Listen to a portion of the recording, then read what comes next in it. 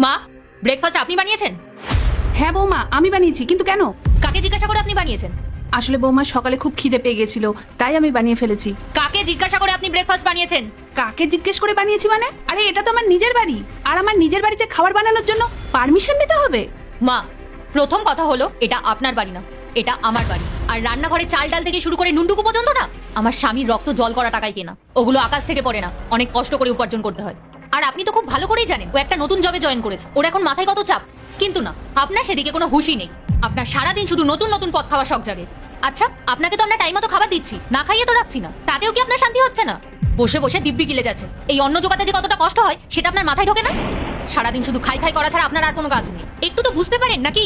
আর হ্যাঁ, এরপর থেকে আমাকে জিজ্ঞাসা না করে আমার কিচেনে একদম ঢুকবেন না, বলে দিলাম।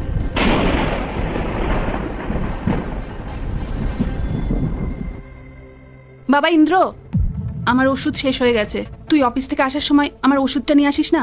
মা, তোমার ওষুধ শেষ হয়ে গেছে তো আমি কি করবো? হ্যাঁ আমি মানছি আমি জব করি, কিন্তু আমি এত টাকাও ইনকাম করি না যে তোমার জন্য সবসময় ওষুধ নিয়ে আসবো। শোনো মা, আর একটা কথা বলি, বাড়ির আরো অনেক খরচাপাতি আছে, সেগুলো আমাকে চালাতে হয়। আর তুমি শুধু সেগুলো না বুঝে সারাক্ষণ শুধু ওষুধ এনে করে যাবে। আর তুমি একটা কথা বলো তো, সারা জীবন এইসব ওষুধের ভরসায় থেকে যাবে?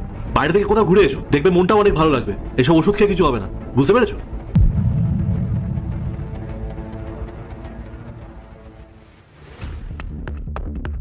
মা, আজকে আমরা বাইরে ঘুরতে যাচ্ছি, আর আমরা বাইরে খেয়ে আসবো।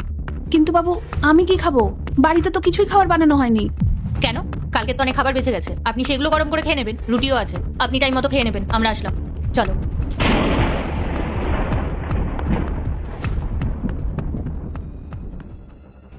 উফ, আমি অনেক টায়ার্ড হয়ে গেছি। মা, তুমি এই ব্যাগপত্র নিয়ে কোথায় যাচ্ছ? বাবু, আমি আমার এই বাড়ি ছেড়ে, ওহ আমি কত বড় পাগল, আমি তো ভুলে গিয়েছিলাম। আমি ভাবছিলাম এটাই হয়তো আমার বাড়ি। কিন্তু পরক্ষণেই মনে হলো এটা তো তোর আর তোর স্ত্রীর সংসার, আর এখানে আমার জায়গা কোথায়? তাই ভাবলাম এখান থেকে চিরকালের মতো বিদায় নিই। এসব তুমি কি বলছো মা? তুমি এখন কোথায় যাবে? ওই যে বলে না, যেদিকে দু চোখ যায়।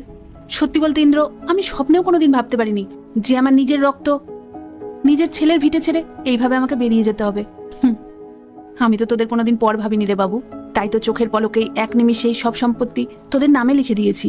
ভেবেছিলাম শেষ বয়সে এসে তোদের ছত্রছায়ায় একটু শান্তিতে থাকবো।